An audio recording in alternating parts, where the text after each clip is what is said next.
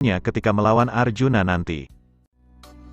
Perang tanding antara Karna dan Arjuna akhirnya terwujud juga dan berlangsung dengan seru. Karna bermain cerdik.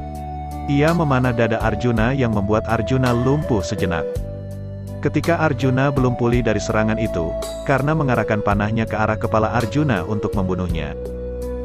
Krishna yang bertindak selaku sais menyelamatkan Arjuna dengan memutar dan menekan kereta sehingga amblas ke tanah beberapa senti. Panah Karna pun meleset dari kepala Arjuna.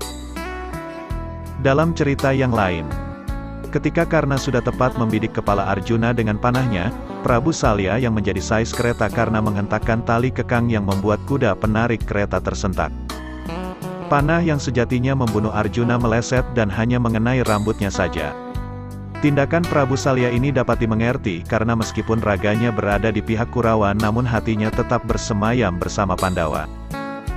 Tapi setidaknya kejadian di atas banyak dipercaya sebagai bukti superioritas Karna atas adiknya, terutama dalam hal keahlian dan kemampuan. Kematian Karna di tangan Arjuna juga tidak dapat digunakan sebagai bukti bahwa Arjuna jauh lebih hebat dibandingkan dengan Karna. Di tengah pertempuran, kutukan yang mengiringi tiap gerak-gerik Karna terjadi. Keretanya terperosok ke dalam lumpur, dan di saat itu pula ia lupa mantra pemanggil Brahmastra.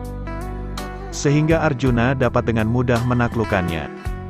Bahkan ketika sekarat, ia masih sempat-sempatnya menyedekahkan gigi emasnya pada Krishna yang menyamar menjadi seorang pertapa.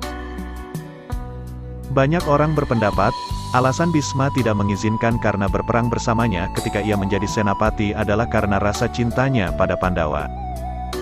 Jika Bhisma dan Karna bersama-sama muncul di medan pertempuran, Pandawa tidak akan mungkin memenangkan Baratayuda.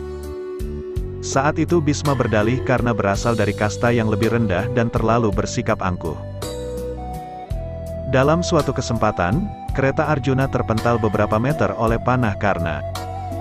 Krishna memuji kemampuan Karna akan hal ini.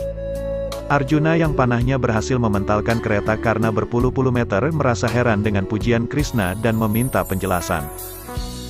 Krishna menjawab, "Aku yang memiliki berat seluruh semesta duduk di sini dan kereta ini juga dilindungi oleh Hanuman, kereta Arjuna berbendera Hanuman.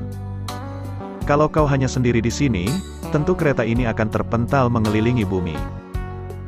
Rengkuman ini dikumpulkan dan diolah dari pelbagai sumber.